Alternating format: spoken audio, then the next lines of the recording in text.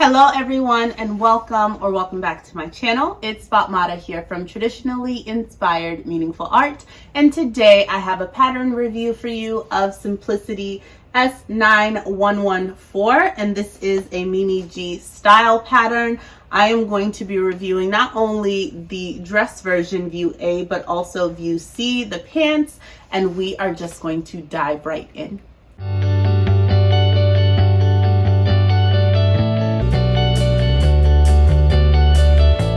To begin, I am currently wearing S8875, and hopefully you have seen a pattern review for this dress as well.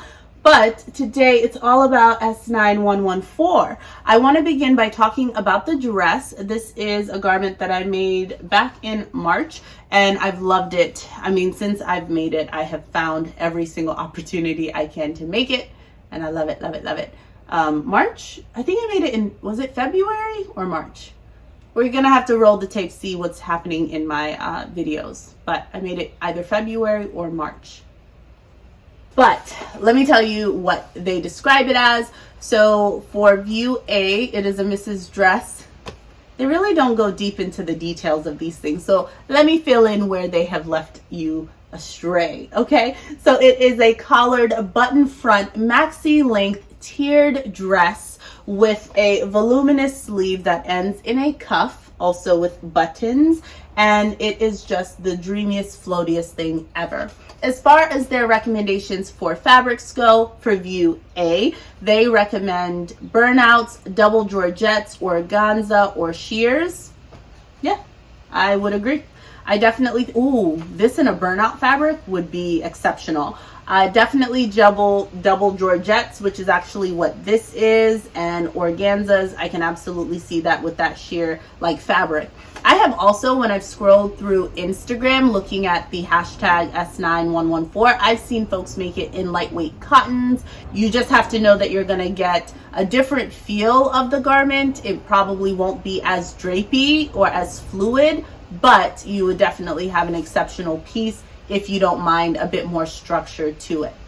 With these two tiers, I mean, it's a lot of fabric. So as far as fabrics go for view A, you're looking at, for 45-inch wide fabrics, at the minimum 5 yards and 5/8 of a yard. 5 and 5/8 of a yard of fabric for the smallest size, which is a size 6, if you have 45-inch wide fabric, or about 6 1/4 yards of fabric for the size 24.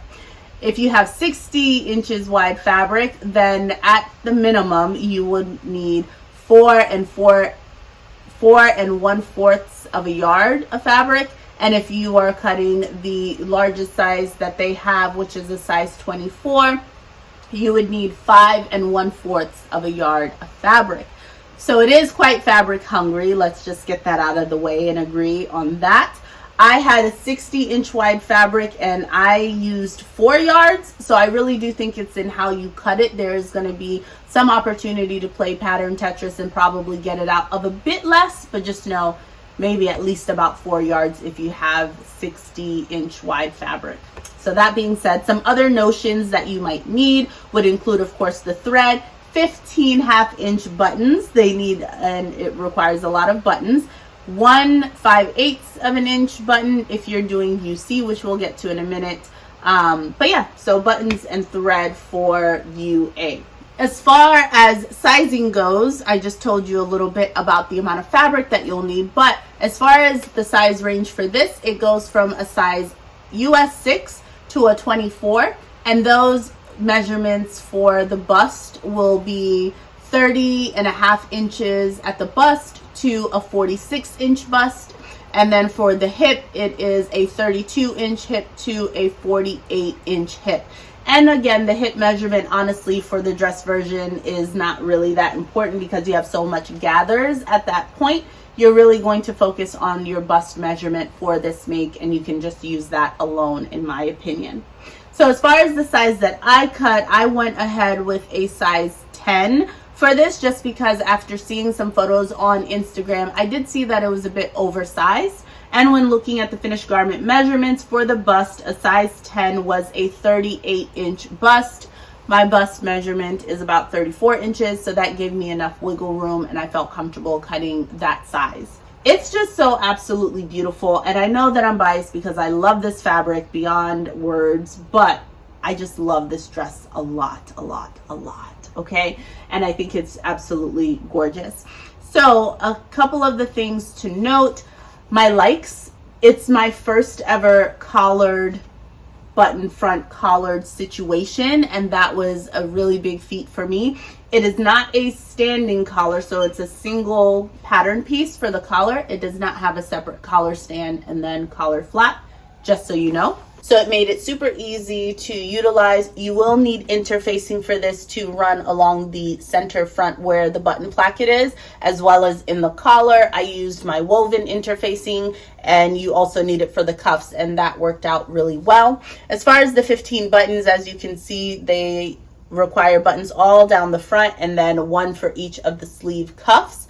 So something to note is that they, in the pattern, will have you start your first button at the top within the collar itself, and then the spacing kind of goes there on.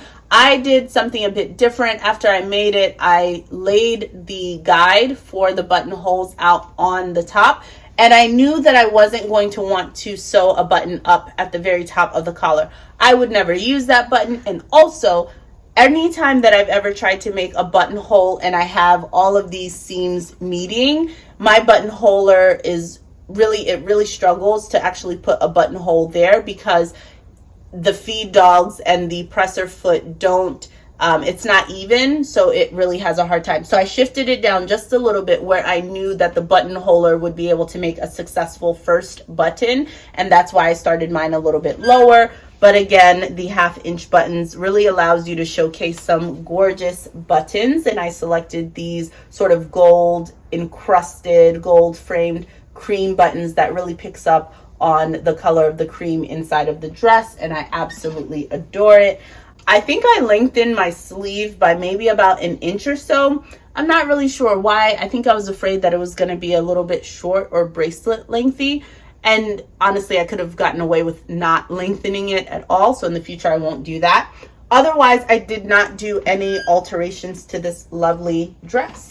As far as gathering all of these tiers, I actually went online on YouTube and looked up how to gather on my serger. So if you have a serger, I highly recommend that you look up and study, do some practice tests on actually gathering with your serger. That saved me a ton of time. I ran the length of the fabric after attaching them with French seams. I did French seams throughout on this make, and after I attached everything, I ran it through the serger with the differential feed, I think at about 2, and that just meant that it was gathering it, I guess, at double the length, whatever that means, but it shrunk it down to just about the size that I needed. And then of course I had the loose threads, or the length of the thread at the end, to sort of wiggle it into place so that it fit the bodice, and that I did the same thing with the bottom ruffle as well, used the serger and then sort of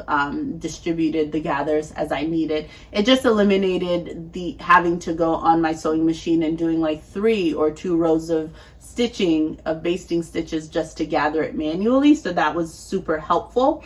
Other than that, really, I think at the bottom, another thing that I did is that I cut my woven interfacing into really narrow long strips, and I set those in at the very bottom to help me make a really crisp hem at the bottom, and that was really nice. I folded it over twice and have a beautiful hem, and that's about it. I mean, I love this dress so much. I absolutely see me making more S9114 dresses in my future because it's that good.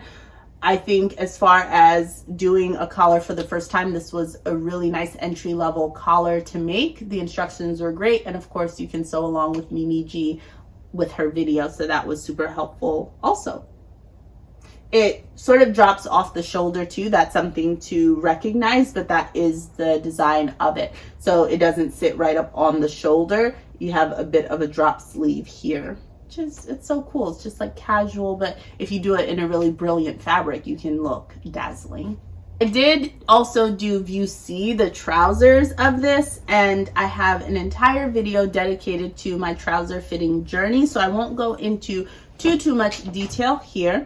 What I really want to mention though is that the trousers are amazing. I ended up hacking mine, this version that I'm showing you right now, in this like camel colored crepe, wool crepe, is the only one that I think I made that looks similar to what the pattern actually intended you to make, with this beautiful you know, full length pant. And I would say that the pant leg is quite roomy, so that's really nice. So just be mindful if you're wearing or using a natural fiber that grows over time, that could be something to be mindful of. So cut a size that might feel a bit snug, because as that fabric sort of bags out over time, you might not love it as much, or just be willing to like spray it and pop it into the dryer so that it kind of shrinks back up. That could be an option if the fabric type that you have is able to go in the dryer, you know?